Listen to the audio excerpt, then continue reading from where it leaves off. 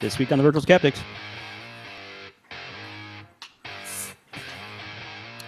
Bob is entering a fiery death spiral. Eve is mentalizing. Barb is gaming whales. Gaming whales. No, gaming whales. Tim is just Tim. I'm your host, Brian Gregory. I am not a trinket. How's everybody doing? Wow, look at this shit. Welcome to Virtual Skeptics. If you're watching, you're awesome. Thank you. What's up? Okay, show off the shirt, Bob. What? Yes, show off the shirt. The shirt.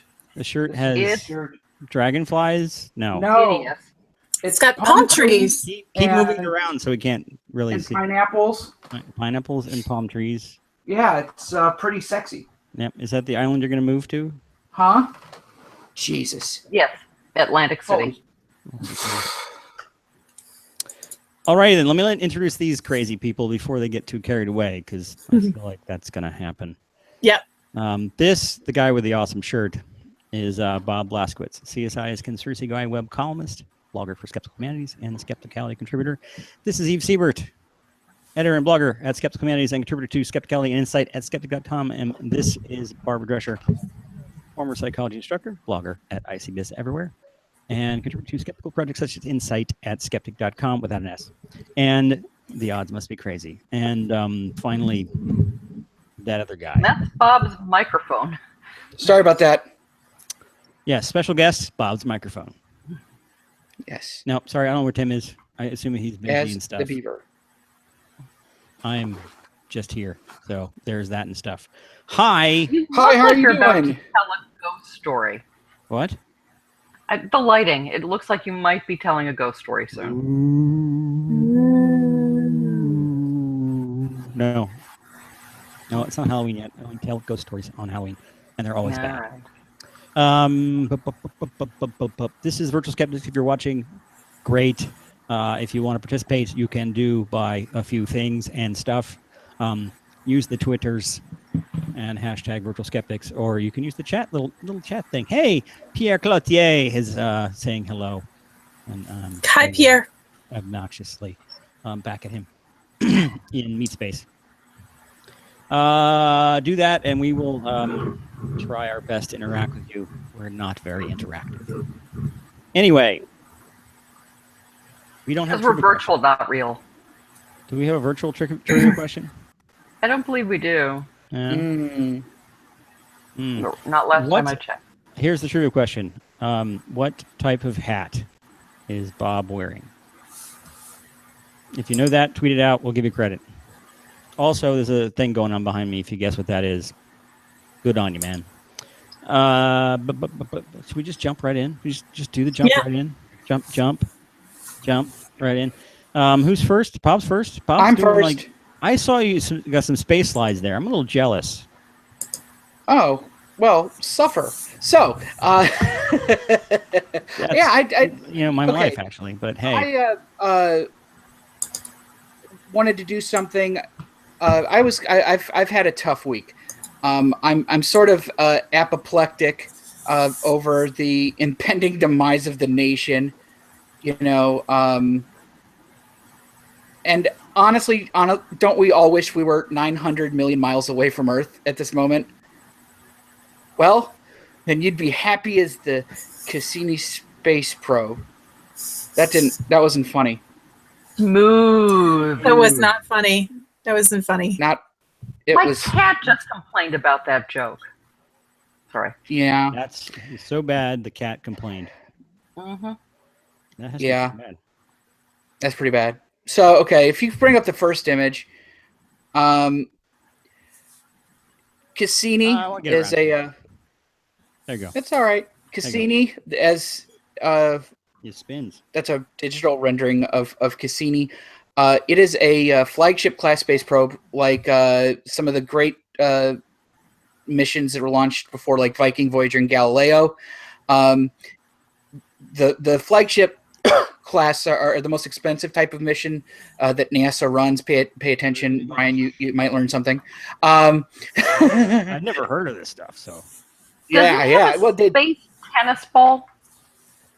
on the side, Yes. Yeah. that In is case it goes with aliens and wants to play tennis. that's Huygens. Huygens. Huygens. Cassini is a shorthand for the collaborative NASA ESA Cassini-Huygens project. Could you bring up the No next Kerbals? image? No Kerbals? No Kerbals. However, this means a lot more to you if you do play that game, Kerbal Space Program. It launched in October 97 and arrived at Saturn in 2004 after 4 gravity boosts, 2 at Venus, 1 at Earth, and a final 1 at Jupiter. It was the first probe to enter orbit at Saturn, and it has been blowing our minds ever since it got there. Blowing my mind. Yeah, I would have expected that the standout instrument of the mission would be ESA's Huygens lander. You bring up the next image, which targeted Titan. This is an actual photo of the separation that was taken by God. No. So yeah, it was the first time that we'd ever landed on a world outside in the outer solar system. If in case you're wondering, I'm fact checking everything you're saying as you're doing that. So Somebody's got to do please it. do. Yeah. The descent was memorialized in 2.5 hours of data. I think if you bring up the next picture, I think I have a picture of this. Of the surface of Titan, and it went through like Titan is the surface was a mystery to us because it's covered in like this thick methane haze that breaks up as you get closer and closer to the surface, and it turns out that there's a lot of familiar geology and or geological features going there, but at the same time they're completely foreign because the erosion and the precipitation that's leading to these like alluvial floodplains, it's liquid methane. It's a crazy cold place. On average the atmosphere is minus 100, but it gets warmer as you get closer to the surface. Yes? No? Okay, I thought I heard something. I just said yeek. Yeah, cold. It's pretty I cold. It's Very cold. Still better than hot. Hmm. Like better than an It's Atlanta better than summer. melting, I suppose. Yeah. So,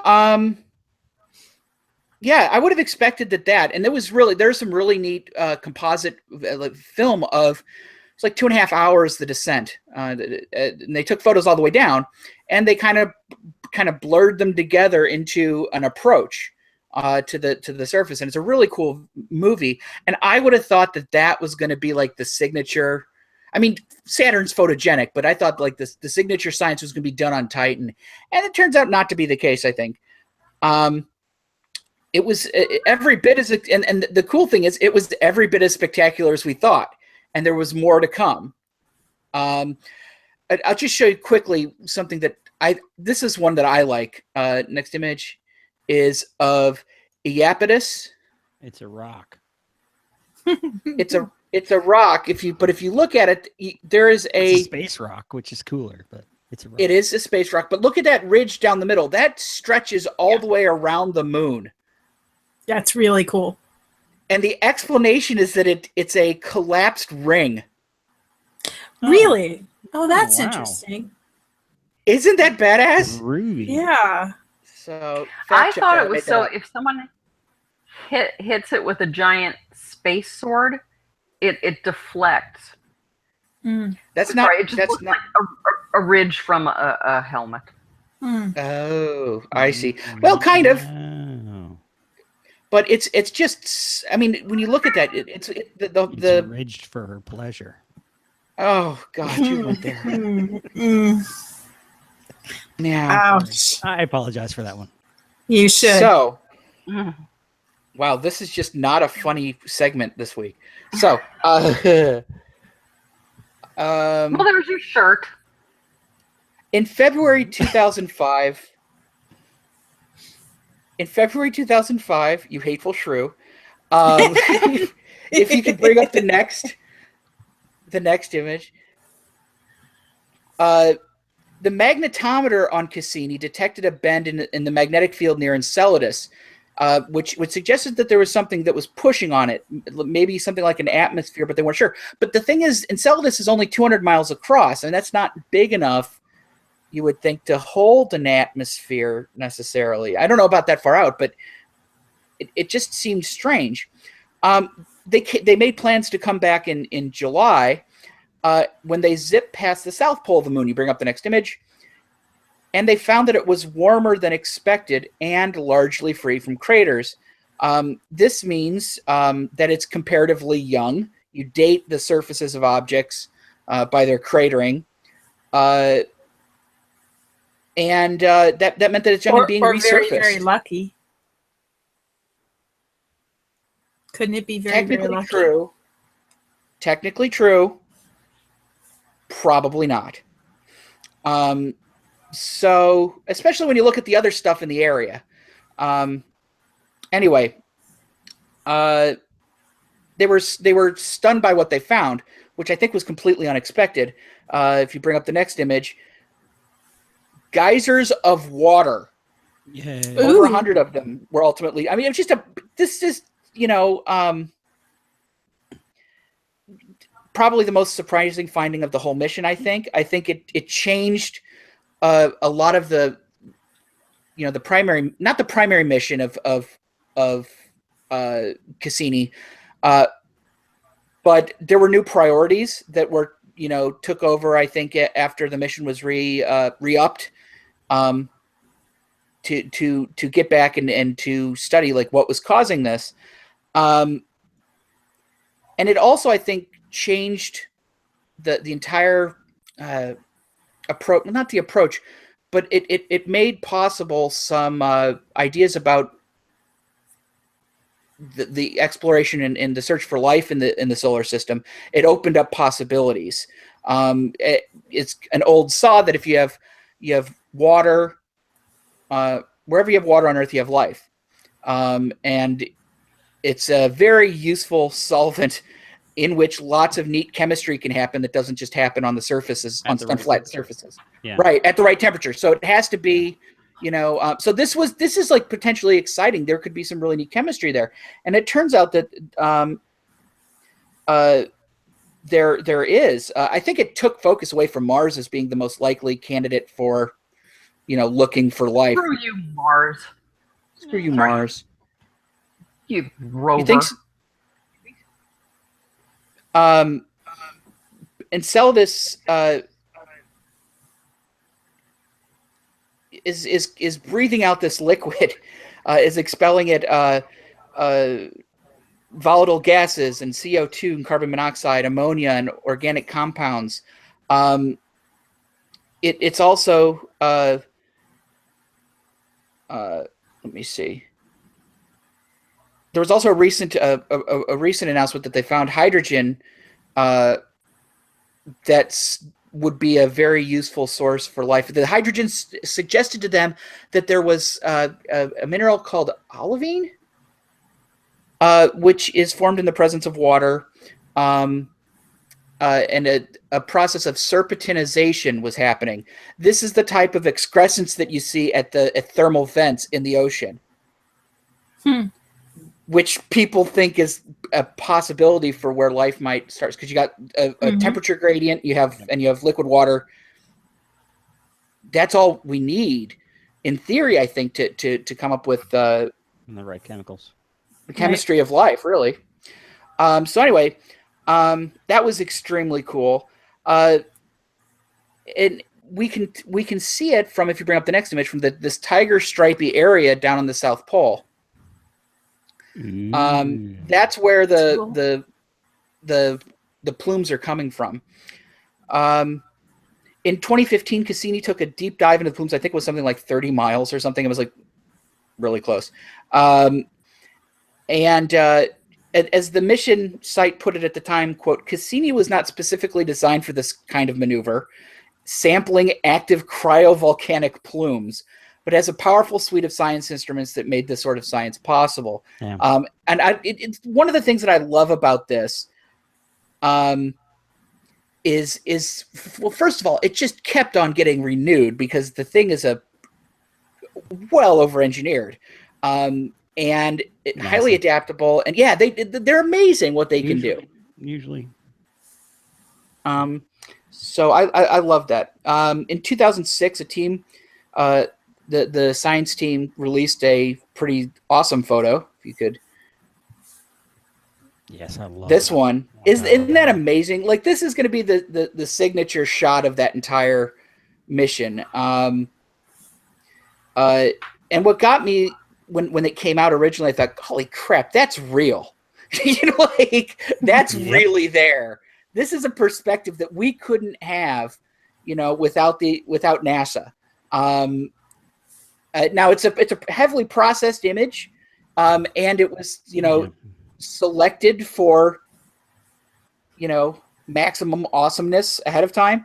But all that stuff is there, like, this is all real. Yeah. It's a representation of what's there anyway. Yeah, totally. And it's gorgeous. And we're in there somewhere, in the inset, through the rings. And that they tried to replicate this in 2015, I think it was. But it wasn't as cool as this was. Let me see. So this is the emblematic photo from the mission, which is amazing considering that the following photo was also taken. I mean, oh my God. So the original mission ended. A render. Huh? Not a render. Yeah. And I think, you can see the polar hexagon too if you look closely. Yep. Which is another feature that's been intensely studied. The original mission ended in 2008 and it's been extended twice. It was also the year that of Saturn's equinox, which is when the rings are flattest with respect to the sun. And if you bring that up, it gave them the opportunity to do something important, which was to see structure in the rings. So it's casting a shadow, little bumps and ripples in the rings, which are the flattest object in the known universe, given their size and their depth. You could see these like little bulges and aberrations in the little ringlets there, casting shadows across the rest of the ring system. Who called it the flattest object? Someone who's never been to Illinois. Or Florida. It's true. Well, yeah, Florida's pretty. It's not really a single object. It's a grouping. You look at large structures in the universe and they're things. Okay. Yeah, that's an object made of other objects. You're an object made of other objects, dude. That's a good point.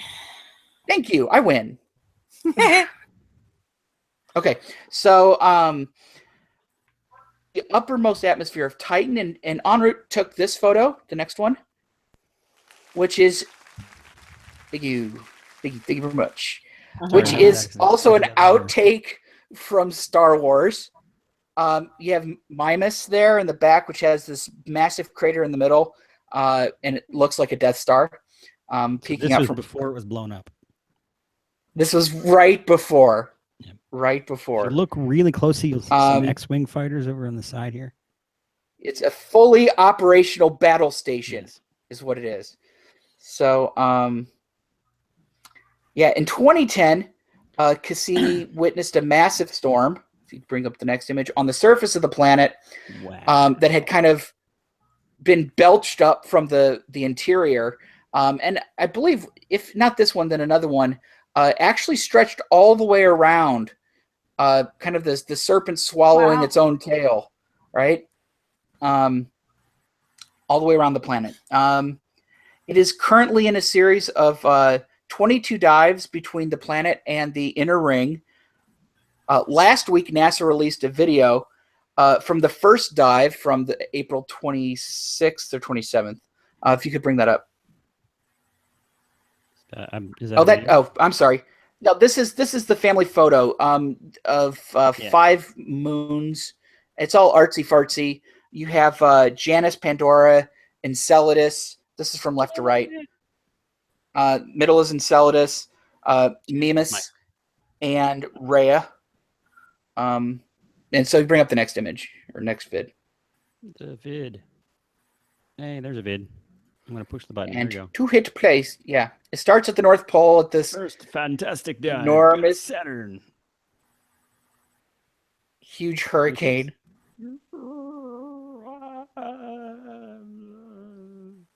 It's diving. It is diving. This is like, is the bad guys from Superman going to show up in this? I was thinking that too. Yeah, General Zod is right there. But also that it kind of looks like a sonogram. Uh-oh. Is that doing it too? Okay. And so this is kind of what you're seeing as it's zipping by. These are the highest resolution, closest photos ever taken of Saturn. They feel free to take some liberties with it. It's on a trajectory that will inevitably take it into its fiery death in September. They're crashing it into Saturn because they don't want any possible contamination of the moons. And as it plunges through the rings, they're directing the main. They're using the main antenna as a shield, just in case. You know, if it hits anything that's bigger than a grain of sand, at that speed, yes. Yeah, I mean, yeah.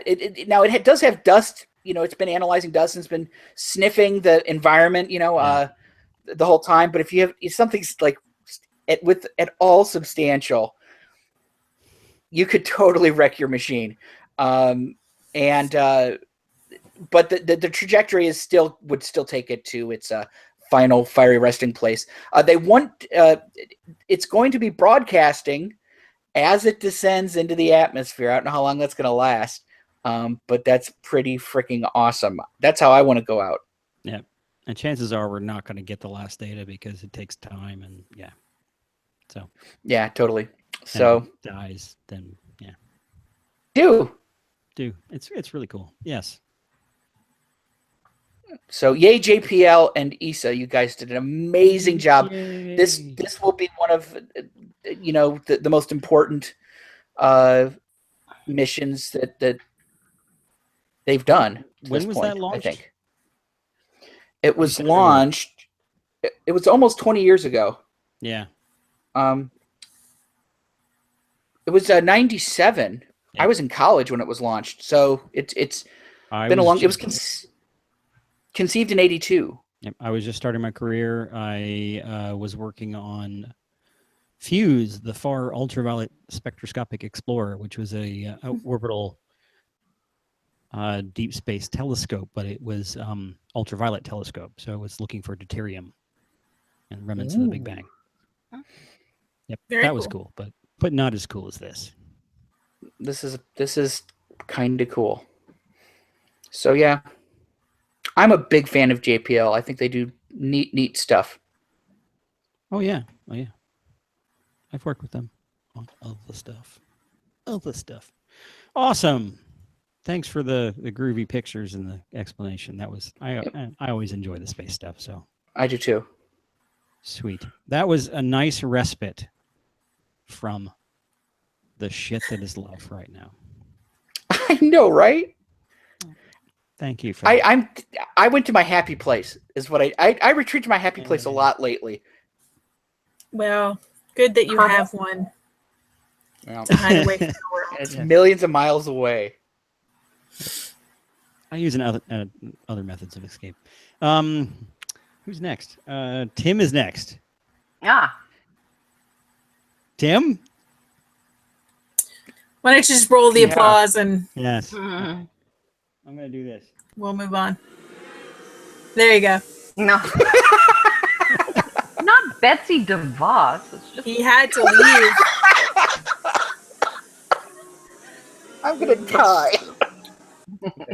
Okay, fine. Everybody turn our backs so that Moving. we have to look at the back of our heads. Yes, moving right along.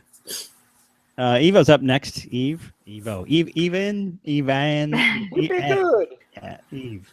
Eve is next. Okay. Mentalizing. Yeah, I'm which is scared, actually. apparently, I looked it up. It's a real thing, but it's a word that I think should be taken out behind the barn and shot. Yeah. So I'm not actually going to use it. Post-mentalization? It's a Mental psychology thing, apparently. Oh. Anyway, Nautilus is a science magazine that, quote, combines the sciences, culture, and philosophy, but not apparently the Oxford comma, into a single story told by the world's leading thinkers and writers, unquote. Mm-hmm. Each issue focuses on a single... Each issue focuses on a single topic. It seems to be extremely pretentious. The most recent issue is on consciousness. Oh, and I hate it. I hate it when magazines take on such a broad topic and say, well, it all covers one topic. No, it wasn't consciousness. It was consciousness. Okay. All right. Well, that makes it okay. Yeah. And one of the articles by linguist and psychologist Julie Sedovey is called, "Why Doesn't Ancient Literature Talk About Feelings?" Now, this is an unfortunate title because the obvious answer to that question is, it does. And not in a also, small way. Yeah. Also, the article doesn't really mention ancient literature at all. It's medieval literature that takes a hit. And actually, she stops talking even about medieval literature less than halfway through. And she only quotes one medieval text. And that's in the first paragraph. So things aren't looking good. It could still be good. Come on. Yeah, it could be. It's not, though. Her real point, it seems, is to show that, quote, literature certainly reflects the preoccupations of its time, but there is evidence that it may also reshape the minds of readers in unexpected ways. Stories that vault readers outside of their own lives and into characters' inner experiences may sharpen readers' general abilities to imagine the minds of others. Did they quote Ong? Because it sounds like a grad student reading Ong for the first time. That's a fancy way of saying that reading increases empathy. Yes. So, which we know from a few recent studies, but you don't have to frame it that way. Yeah. She does cite a number of studies that suggest that reading literary fiction rather than pop fiction, and particularly rather than nonfiction, increases social intelligence, and God knows what Bob is doing, and makes people better at recognizing emotions in others. Don't draw attention to Bob. Okay. Although all the studies seem problematic in one way or another. She even says they're problematic in one way or another. Like they haven't been replicated, or there's problems in how did they decide what's literary fiction and what's pop fiction and blah, blah, blah. But that is not my field. I'll leave that sort of analysis to Barb. My field is medieval English literature and Old Norse. Sedovey follows her statement about literature's ability to shape the mind by saying, quote, if that's the case, the historical shift in literature from just the facts narration to the tracing of mental peregrinations may have had an unintended side effect, helping to train precisely the skills that people needed to function in societies that were becoming more socially complex and ambiguous, unquote. The problem is that she seems to have a rather superficial understanding of medieval literature, and that's being generous. I'll remind you, she quoted one medieval text. Let's go back to paragraph 1. She begins, reading medieval literature, it's hard not to be impressed with how much the characters get done, as when we read about King Harold doing battle in one of these sagas of the Icelanders, written in about 1230. The first sentence bristles with purposeful action. King Harold proclaimed a general levy and gathered a fleet, summoning his forces far and wide throughout the land. Unquote. Now, okay, so here's some problems. 1, which King Harold? She never says. 2, which saga? She never says. She never cites it. She didn't give the translator's name. She says it's one of the sagas of Icelanders, which deal with Iceland's early settlement, but it's talking about a king, so you might think that it's one of the king sagas, and those are two completely different things. So one wonders if she knows the difference. Actually, though, the king is Harold Fairhair, but you'd only know that if you actually know something about the sagas, basically.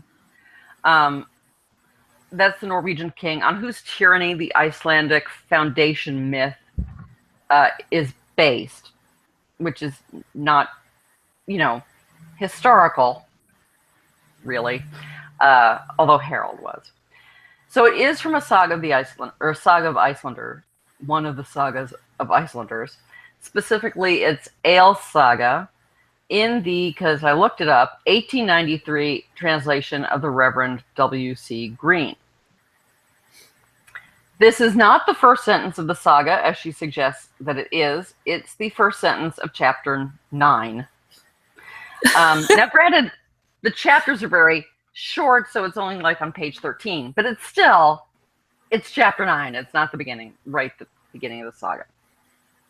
She then says, what the saga doesn't tell us is how Harold felt about any of this.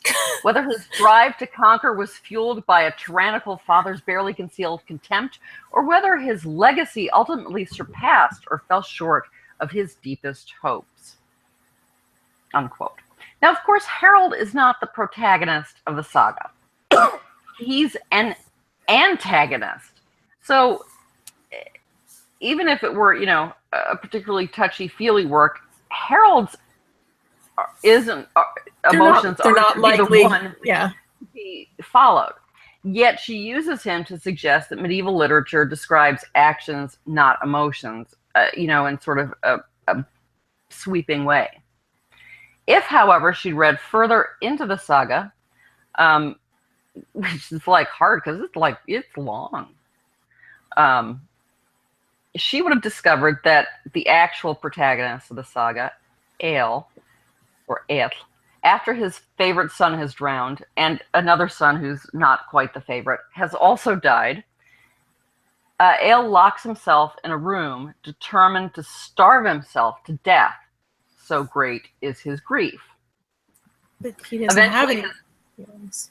Yeah. Eventually his clever daughter, who's been sent for, I think, by another offspring, she comes and she tricks him into eating and drinking. And then she says to him, our plan has failed. Now I want us to stay alive, Father, long enough for you to compose a poem in Bothvar's memory, and I will carve it onto a rune stick. Then we can die if we want to.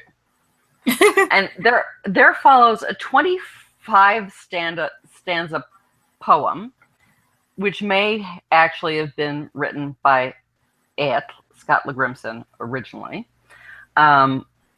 in which he expresses his grief at some length. Still, Sedeby uses her incomplete reading of Eal Saga to suggest that perhaps people living in medieval societies were less preoccupied with the intricacies of other minds, simply because they didn't have to be.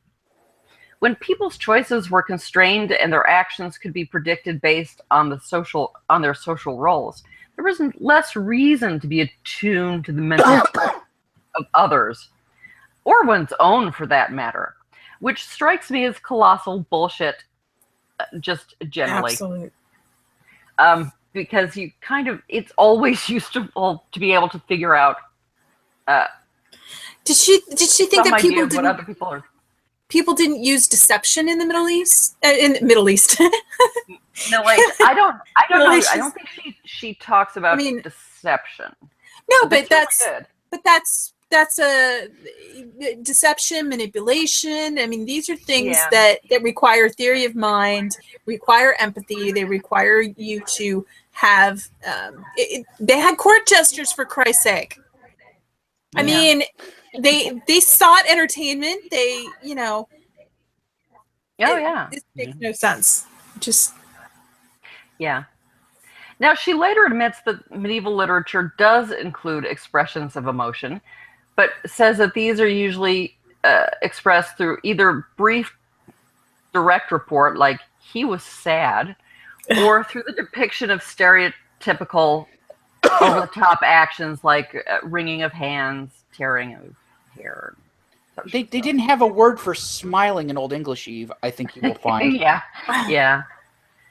Yeah, smiling, I believe, was invented in the Renaissance along with joy.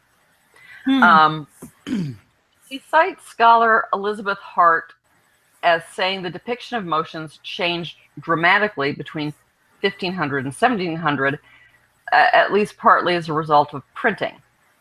Now, Sedevi describes Hart as, quote, a specialist in early literature. In fact, Hart specializes in Renaissance literature and literature and cognitive science. Now, I've found that Renaissance specialists are perhaps not necessarily the best people in the world to consult when it comes to medieval literature, because they do sometimes have this idea of, to summarize, in the Middle Ages, blah, but then the Renaissance, everything happened. Everything's what Middle Ages, blah, Renaissance, yay! And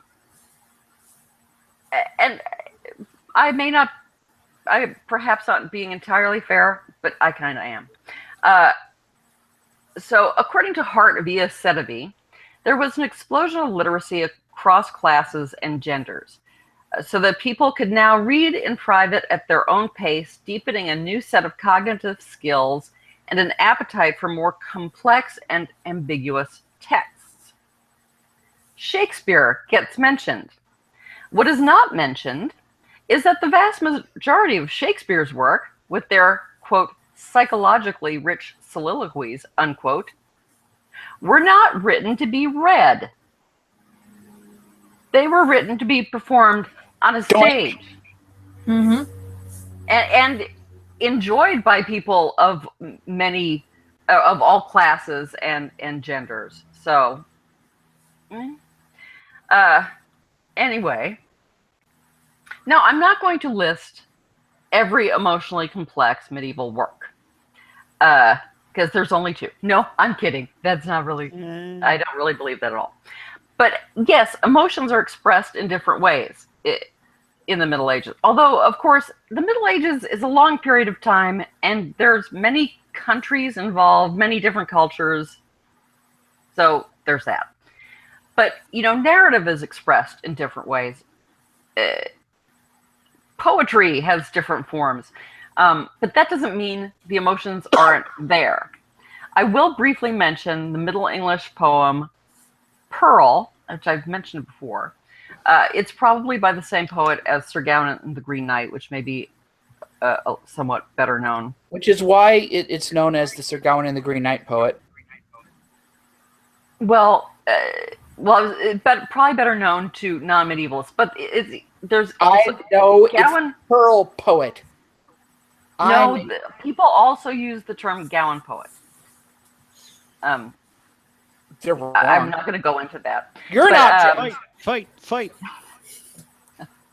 But despite being a religious allegory and a dream vision, the poem still realistically and poignantly expresses the inconsolable heartbreak a father feels over the death of a young daughter, even though he knows from his point of view that he should have comfort in his Christian belief.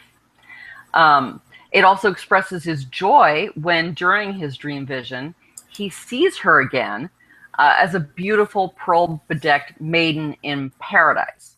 And then his sorrow when he realizes that he can't join her. There's literally a stream between them. And, you know, she tells him that he can't join them.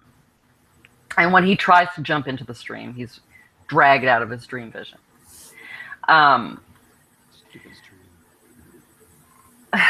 Oddly, at the end of her article, Sedevi talks about how authors leave gaps in their writing that readers fill in. So instead of expressing or describing each emotion or thought, the author leaves very much unsaid, allowing the reader, quote, from the depths of her own social imagination to lower her consciousness into the body and experiences of another. In those cases, the effect can be transformational, unquote.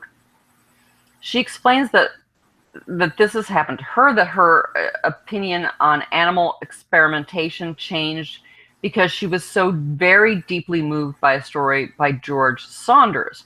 And this story is actually written dispassionately in the form of a lab report. Quote, there are virtually no mental state verbs, no subjective interpretations or introspections, no incursions into anyone's consciousness, unquote. She says the story is so moving actually because of its distant, sterile language. Now, on the other hand, she doesn't give medieval readers or medieval writers the same kind of credit. Old Norse sagas are often oblique. Things are suggested rather than stated. Emotions are often suggested by actions rather than narrative explanations. You don't really get inside the characters' heads except through usually poetry. Both Old English and Old Norse often use litotes, which is understatement for effect. So does she not realize that a seemingly detached narrative style could be effective and moving when it was used in the Middle Ages? Or are 21st century readers somehow special? I will leave you with that question. Yeah. Well, I think this is sort of the a product of this backwards thinking that a lot of has produced a lot of the criticism for evolutionary psychology.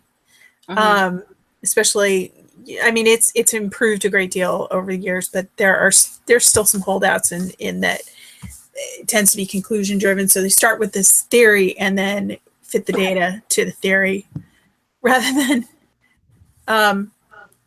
trying to pit it against it, you know. And so the assumption is that language affects the way people think. So, you know, it's the Sapir-Whorf hypothesis, which is, you know, it's this interesting idea that's because language shapes the way, or that language, the language itself actually shapes the way that we think. And it's actually the basis for a recent movie. That takes it a little too far, but I think she's starting with that idea. She's starting with that idea and then trying to hypothesize that, well, if this is what people were reading at the time, and this is supposed to affect how they think, then the language or the language of emotion had to develop in the literature before it actually developed in the people, which is stupid. Yeah. When you think about it, because how can you write about what you don't know? You know, what's in the literature is a reflection of how people think, not the other way around. I do think that language does shape how we think, but in a much different way than I think she's taking it. And that is when we're trying to understand concepts, it puts us in a frame of mind to think of concepts in a certain way. So I was always careful when I was teaching about using good language so that my students got a grasp of, difficult abstract concepts in things like theory design or experiment design rather, and logic. And the language that we use affects how you think about that. Mm-hmm. But that doesn't mean that it changes your way of dealing with the world, or that you suddenly have emotions, and that makes no sense. I mean, emotions are clearly an evolved feature of being a human being, because we need them for survival. When we need them we have emotions are basically, we have all these flowery ways of discussing emotions and describing emotions, but they're really actually pretty simple. They are arousal with a cognitive context. So if you are aroused, if you're highly aroused, you could be elated, you could be angry, you could be any number of things. So there's pleasant, some of those are very pleasant, some of those are very unpleasant. But without the arousal, you get these, other muted, kinds of emotions, melancholy, or, so it's I like malaise.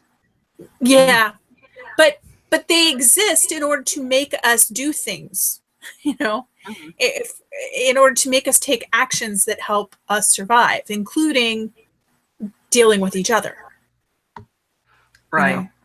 So it seems kind of backwards to me that she's now looking at the literature to try to prove that somehow the literature has changed us. Does that make sense? That sounds like what she's trying to say, doesn't it? It does. Yes, it does sound like what she's trying to say.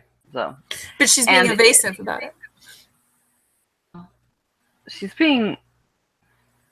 She's selling the book. Wrong about it. I don't think so. No. I have to check. And things are, as I said, things are expressed differently. So in Old Norse sagas, there are certain things that are not going to be expressed directly, and certain types of dialogue that you don't actually hear. But it's sort of, either mores of the time or narrative traditions that developed, not so much they don't have emotions. And you do have some rather poignant scenes that are often based on people having revenge and getting weregeld or whatever for the death of a family member is such an ingrained thing. But having warring sort of, you have someone, an in-law killed a foster relative. So you have these warring loyalties. Like someone you didn't like really was killed, but you're the one who's in charge of taking vengeance. Unfortunately, it was killed by someone you actually like. And this is some pretty serious conflicts. Yes, and it's described often in fairly, again, not directly emotional terms, and yet it is very poignant, which is something she recognizes in contemporary literature, but not in medieval literature. Well, they're not allowed to have subtext. You're supposed to. Yeah. Oh, right. Silly me. They didn't trust the reader to. Yeah. It's insane. I'm getting out of this is that humans are humans and they've always been humans. I think that's probably true. Oh, well. I mean, if you look at sitcoms 30 years ago, they're nothing like sitcoms today. They're not much like sitcoms today. So why should the literature, and yet people are pretty much the same, that we have different customs and we have different ways of dealing with the world because of technology, but we're still basically the same. I mean, transport any of us back. And if you're talking about sitcoms, so why would we expect? The jokes in the sitcoms jokes are the same jokes they've been doing since I Love Lucy. Dick Van Dyke, the physical stuff. So why should we? They are, but those are universal truths. But the way that they're couched and how much subtext there is, and how much, how the structures of them are different. So why would we expect, medieval literature to be similar to modern day literature? I don't know. I don't know. So I'm dying to hear about the whales. You better be. Yeah, are they Welsh whales? They are. What the hell is this? I saw blue whales. Blue whale, and I didn't follow up on it. What's the spiel? This spiel. Okay, the reason that it's Welsh accent. I think that I can't do a Welsh accent. I think the reason that it is that we are all going, "What is this?" is because it didn't actually make it, or it hasn't really permeated over here, but it did pop up in my feed because somebody was trying to share it. So, this is the Blue Whale game. Is a game that was supposedly being played online with social networks with groups of teenagers, and there's some guru that leads them through 50 days of tasks where they have to perform these tasks, one task each day. They have to take a picture of themselves, and nobody can know about it. It's a hush hush, cult blah blah blah. And on the last day, and they know this all along, on the last day they're supposed to kill themselves. Okay. So that sounds like fun. Yeah. So supposedly this started in Russia, and this doesn't sound anything like an urban myth. Yeah, it doesn't. No. Yeah, nothing at all. Yeah. Well, it's all over the Russian tabloids and other tabloids, and supposedly in Russia it's responsible for 150 deaths and blah blah blah blah blah. And it did make it over to the U.S. It actually started to hit the UK pretty hard. People were passing this around. The big in Wales story, the story. And then it did hit some mainstream media here in the U.S. HuffPo did a story on it. So it's AOL had a story on it. They didn't fact check very well, though,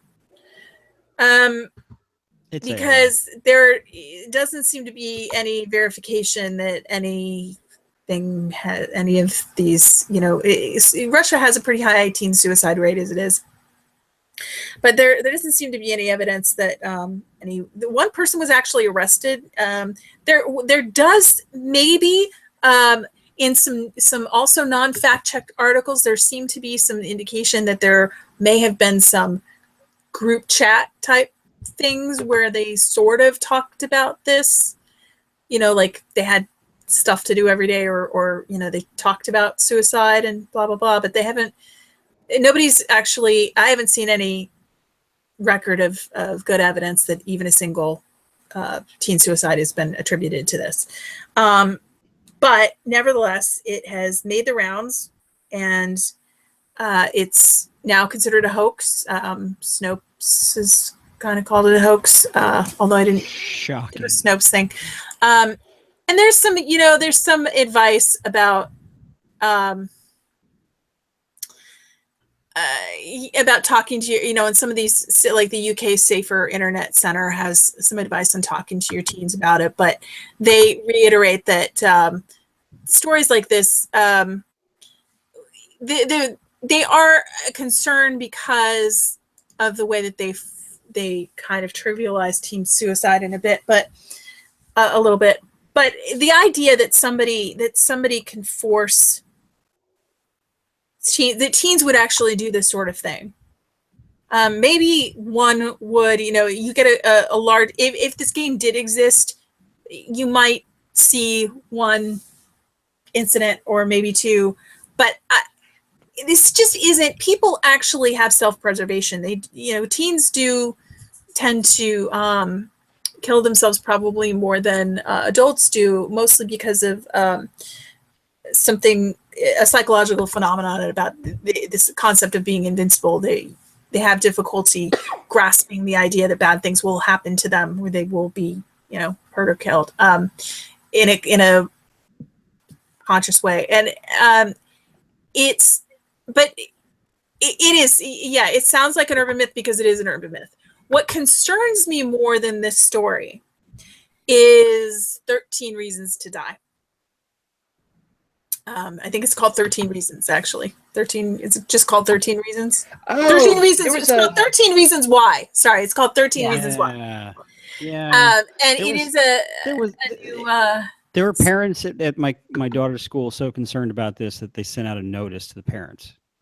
I actually would not be against that, sending out a notice to parents about that. I would not send out a notice about Blue Whale because it's silly. Yeah. But 13, I haven't even watched the show yet, so I'm going to couch it with that. But I am going to talk about it, even though I haven't seen it, because so many people have spoken about it, and the mere concept bothers me. And even the bits that I've seen, the flashes and promos that I have seen bother me. And the reason that it bothers me is because I don't know, because I haven't seen the show, if it does glamorize suicide, but that's what I've heard. Yeah, several things that I have read claim that it glamorizes suicide, and I would believe that it does, from what I have seen from the promos. In a way, even if it's very depressing and you don't want the girl to die, she does kill herself in this series. And there is a phenomenon where teen suicides tend to cluster. Okay, when you have one suicide in a school, there's a reason why they send in counselors. It's not just to allow these students to deal with their grief. It's to prevent other suicides, because they do cluster. When one teen does it, it does tend to motivate. You tend to see a couple more, who know the person or at the same school or in the same area. They do tend to cluster. It does tend to be something that is somewhat, sort of contagious in a way. And when you are watching a TV show, especially when you can binge watch, you get to know characters. You feel like these characters are your friends. You can identify with them. It's not, consciously that they're not your friends, but if you think about how you binge watch, you really do become attached to characters, right? It becomes part of your world. And I think that there is a potential here. There is a potential for kids committing suicide, not because they thought it was cool in the show, but simply because of the empathy that they feel for the character and the identification, and just the way that it brings the idea of doing it to mind, which is probably why the clustering works. So the same psychological factors that would cause a teen suicide to spread to friends of the deceased. That's why I'm concerned. That's why I'm concerned, and that's why I wouldn't be against parents wanting to at least mention it to other parents.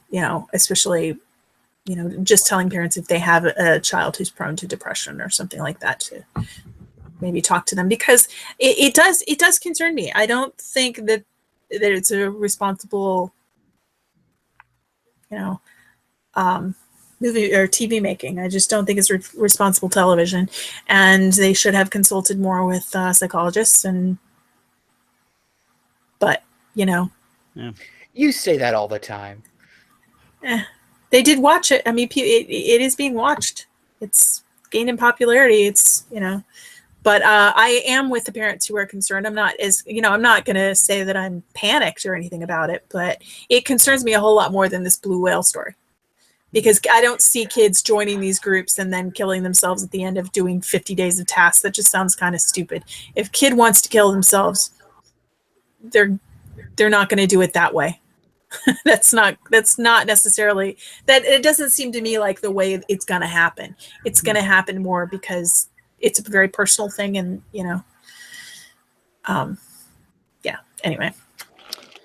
Well, on that note, we're about out of time, so let's do our wrap up and stuff. Don't you have robots? I do, but I mean, it's robots. It's a little thing. Let me do the little thing. Okay. Yeah, well, it'll be happier than what I just. Yeah. Okay, so end up with robot apocalypse, something cheerful. I welcome the robot apocalypse. I'm starting a video. I'm showing it now. I think we should vote robots as president right now. Robots? Yep, we should vote a robot as president. Killer robots as. Let me turn the audio off here because this is being annoying.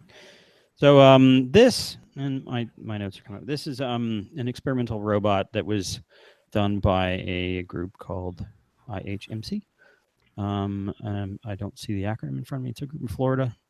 And the idea, so check this thing out. Can you see it? It's running on treadmill. Later in the video, they're gonna see a girl going. There you go. See, there's running on a treadmill. Later, they have like a chase car, and they're like chasing it down the road. This thing can run as, I mean, they don't quote exact numbers, but they're comparing it to marathon runners, or I guess that's cute. Sprint runners. Well, the thing about it is this is an attempt to do the opposite of what like Boston Dynamics is doing. This thing has no sensors. It has no onboard intelligence. It is using passive compliance, which is a flexibility of the unit itself, and a steady motion to allow it to do a very fast gait. So it's all mechanical. How's it going to avoid walls and stuff like that? Well, it's not supposed to. It's supposed to just be an experiment to see how fast we can make something. Okay. And this thing, I mean, a lot of the experiments they're showing here, it's kind of encased in a glass case to keep it going in the right direction and stuff. You see the video of them doing the chase car? They have like a guy leaning with a camera off the end of the car, and they're watching it run down the road. I thought it was really cool. It's something I found at the last minute because it is another approach. I mean, we've had the Boston Dynamics do a dynamic walking motion where they have a continuous gait, and it's controlled by sensors and feedback loops and all this electronics and intelligence. There was another one I did a couple weeks back that does a similar type of approach, but it's more of a stable, stationary gait where it can actually balance and stay on its own without moving its feet. And this is a completely different approach where it's just completely mechanical. The mechanism itself is kind of designed to be stable in its run. And this is a cool video. This is comparing the gait of the robot to a rolling foot wheel, which I think I might have covered that like last year sometime. The rolling wheel. What if you were to pair this type of optimized running with a learning algorithm where it figures out its body and what it can do? You know, you'd have an indestructible killing machine. Well, that sounds terrifying. Forrest Gump. We have intelligent walking algorithms that can stand and be stable and be kicked and stuff like that. We have these things that are mechanically stable and can run. The one piece we don't really have yet is the intelligence piece. We don't have the self-aware, smart computer yet. It would have to be self-aware, right? Like I remember, I think it was here that we saw a little robot that it had the task of moving, and it would measure its progress the one that had the different gaits, and they would disable a leg, and it would. And then they flipped it on its back, and it started pushing. Like, what if you had? That worked by having a tree of possible gaits. So it actually had a set of behaviors to choose from, and it would just use a smart algorithm to go through them.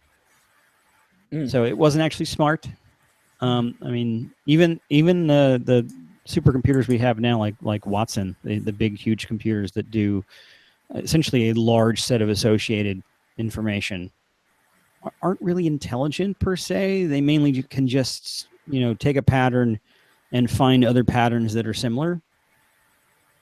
The speech recognition we're doing, the image recognition we're doing, all of these things are wonderful pattern recognition type things that our cortex does that very, very well. We've managed to teach computers how to do this, not as well as us, but impressively well, but not really smart yet.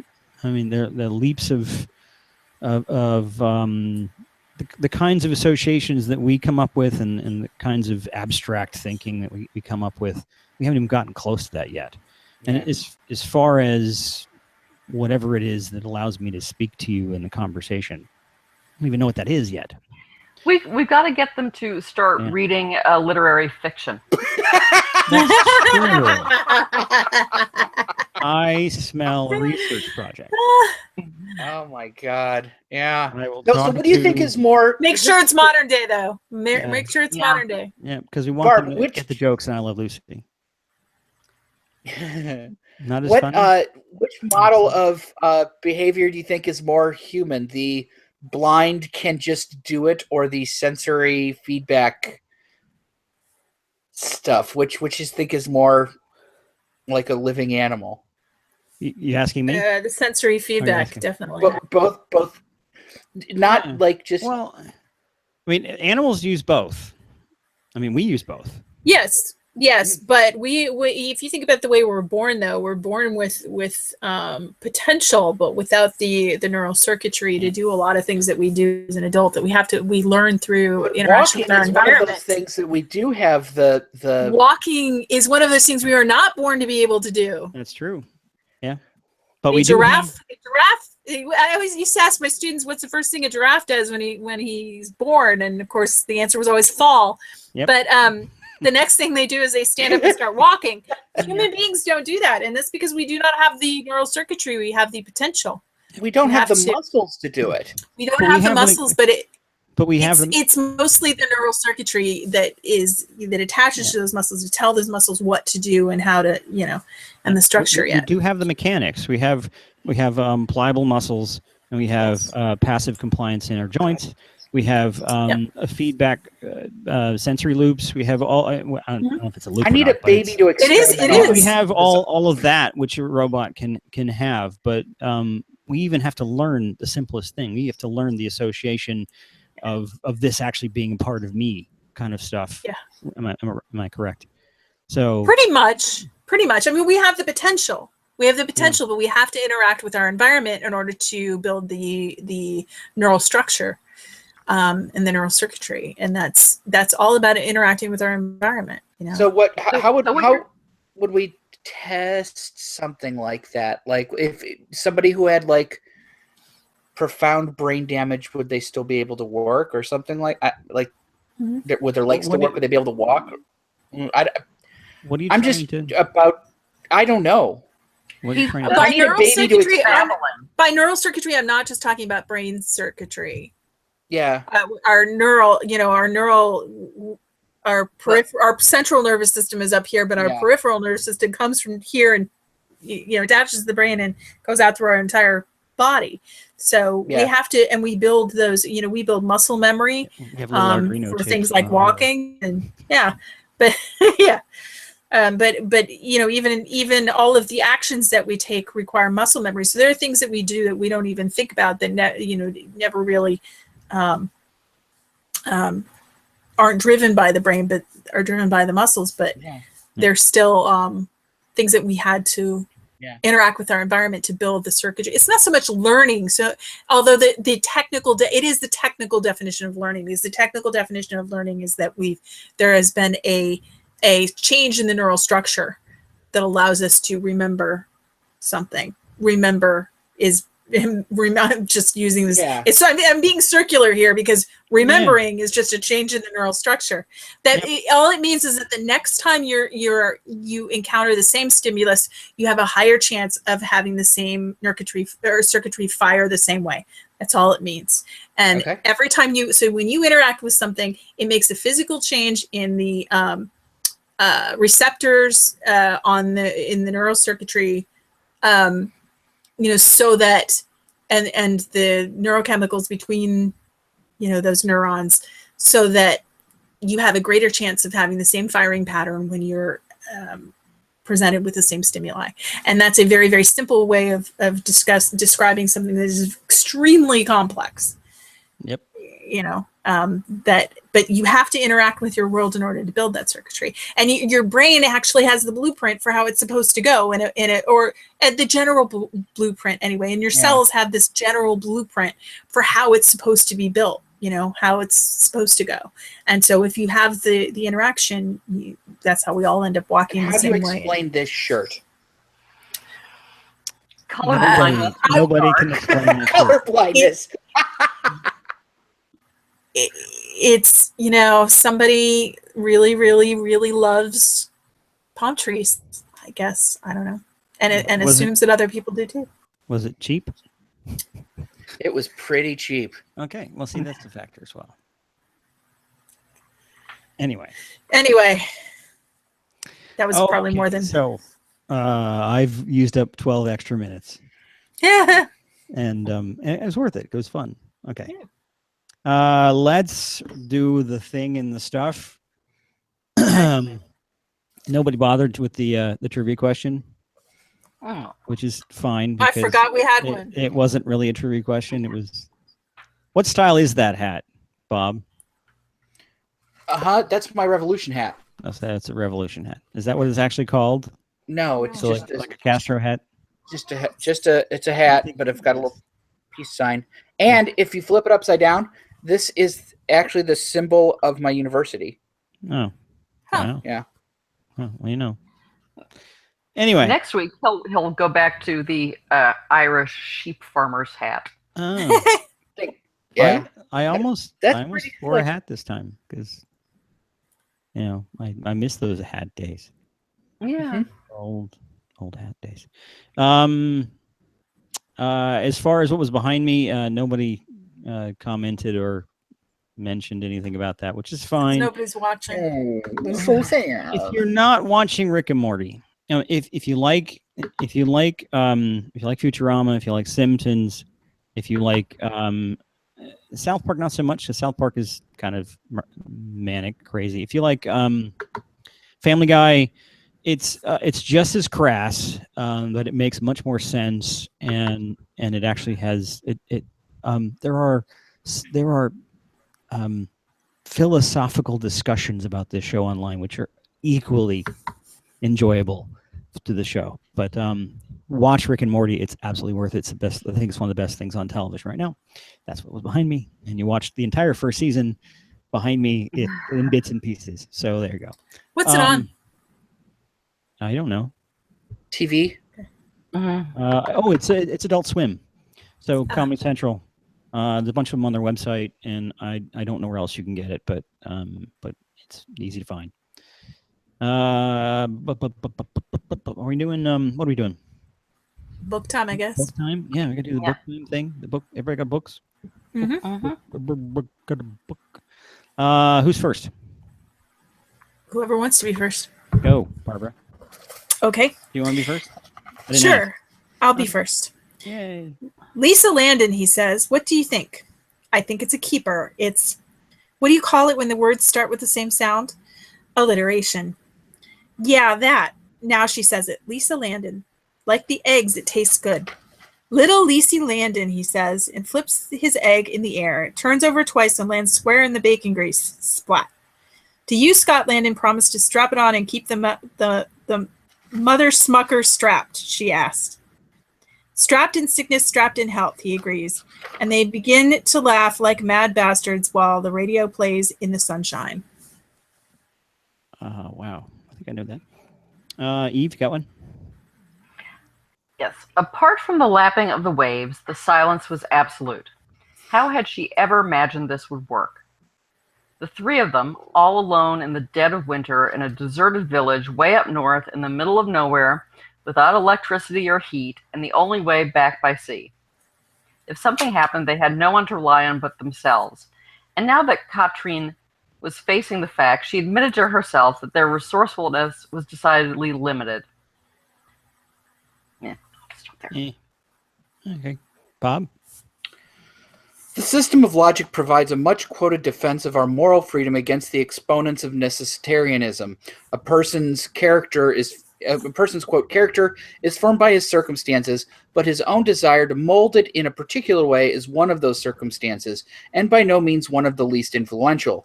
The mill, John Stewart, who found himself utterly demotivated in the winter of 1826 and 7, could not yet formulate that thought. Having, quote, locked his ends and activities into place, and, quote, he scrutinized them and found them wanting. Of a sudden, unable to care about those ends and activities, he was also unable to break off from them. Quote, he found himself helpless, found himself the helpless passenger of his own life. It's so sad. There are many versions of the Bunny Man story. They commonly involved an escaped lunatic, several murders, and annual hauntings of teenagers drinking under the bridge on Halloween. The classic contemporary account starts the tale in 1903 when a busload of mental patients from a local asylum crashes on the way to Lorton Prison. All but two escaped, and but two escapees are recaptured. Marcus A. Walster and Douglas J. Griffin. The men live in the woods, leaving half-eaten rabbits as evidence of their existence. Walster finally turns up dead, his body marked by deep wounds made by a hatchet. Griffin remains at large, eating rabbits, leaving their carcasses in the woods for others to find and avoiding capture. Now, that's a ghost story for you. Yeah. Eek. What's your book, Barbara? This is kind of a ghost story. This is Lisi's story. Stephen King. Oh, yeah. I haven't read that one. I haven't. I'm halfway through it. Is it good? It's pretty good. Yep. Okay. It's not my favorite of his, but it's pretty good. I will check it out. Eve, what was yours? I Remember You, a ghost story by Yrsa Sigurdardóttir, winner of the Icelandic Crime Fiction Award. And apparently it's been made into a movie that just opened in Iceland, but as far as I know. What's with all the ghost stories? And and also my understanding by ghost story, apparently it's Droiger. Woohoo! Ghost stories in May. Yeah. Halloween in May. Go ahead, Bob. Was yours a ghost story, Bob? No. In a way. Mine was Helen Small's The Value of the Humanities. Yay! That's not what I thought it was, but hey. Anyway. Mine, I picked this book up. There's little tiny libraries in the middle of my neighborhood. And whenever I'm out walking or whatever, I stop and I look, and then I sometimes bring books out there. But I found this one in there. And it was interesting. It was published in 2005. So, and there's a lot of stuff that Atlas Obscura is probably better sourced than this now. But this is called Mondo DC. DC's Insider's Guide to Washington's Most Unusual Tourist Attractions by a guy named Jeff Bagato. And the section I was reading is on the Bunny Man Bridge, which is, there's a picture of it. You can see that. Uh-huh. And it's that's a Bunny Man Bridge. It's in Clifton, Virginia, just outside of DC. And it's always open and it's free. Yeah. According to this. That's helpful. So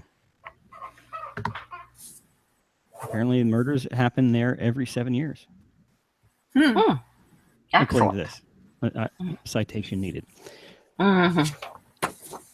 Anyway, it's my kind of stuff. Is that everything? Is anyone on the Twitters wanting attention? I don't see anyone. I mean, Wendy Hughes said hi earlier, which hi. Hi, Wendy. Pierre Cloutier said something about geysers on Enceladus. How do you say that again? Enceladus. Enceladus? Is that what it says? It's just, I want to say it differently. Yeah. Apparently there were theories about the geysers from more than 20 years ago, he says. I need a citation for that as well. But I think I remember something like that, but I may be confusing that. There was Io. Yeah, Io and Jupiter. And the cool thing is that the photos are eerily reminiscent of the Io ones. I don't know. I don't remember that. Would need a citation too. Well, which would make sense because it's a similar process, different chemicals. Yeah. Well, the cool thing was that it couldn't be explained by the same processes of like tidal flexing of Io, which is Yep. So it was a totally new thing. Cool. Need a new explanation. The only announcement that I can think of is that Nexus is coming up in June. June? No.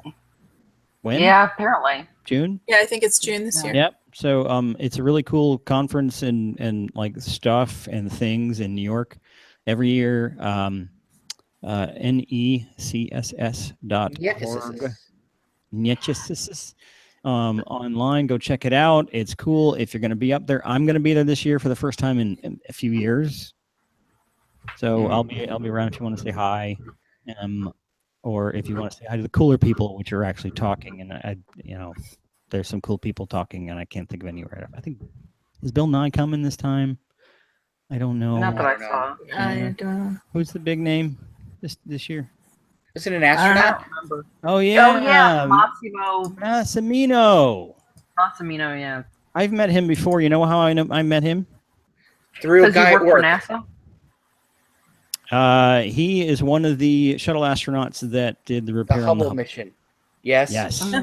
and the group that I worked for started out making the tools and test sets and all the stuff for doing the Hubble repair. So there are people who worked with them that I work with, and through an opportunity like it was the NASA 25 anniversary event thing a few years back. Have we ever covered the Dexter robot on the space station? I don't remember if I've talked about it. It would have been a long time ago if I'd mentioned it. Yeah. I've talked about my work, and we've used Dexter for zero-G experiments on the station. So cool. I may have mentioned it. It's a cool thing. It's really old. Yeah. It's like old technology, and it's all manual driven. There's no automation. So before I forget, I was going to save this for next week's announcements. Okay. Who knows if we'll actually have a show next week. Balticon is coming up sooner than Nexus. It's Memorial Day weekend. Oh yeah, it is. I believe it is Baltimore. Yes. There's that thing. And Bob and I will both be speaking, as will friend of the show, Nathan Miller. Yeah, cool. I'm not sure how much I'll be around for that. I'm not sure how much we're going to be around for. We're going to only probably be there. Eve, you talk Saturday night, and I talk Sunday night? Yep. So... I know that there are other awesome friends of the show that are going to be there. JD Mack. I don't know if anybody knows him. Yeah. And a bunch of people from the DC Skeptic group are going to be there. They've got, it's a small Skeptic track, but there's a lot of good science track as well. And there's tons of podcasters and speculative fiction people that are also cool. It is a worthwhile con. It's a terrible weekend for me because of my kids, so I have a hard time getting there. But it's worth it if you're anywhere near Baltimore. There you go. How about that for a plug? Excellent. Nice.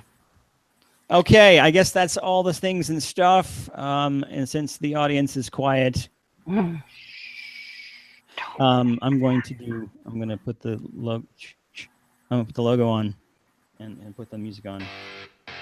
And resist. Read the outro.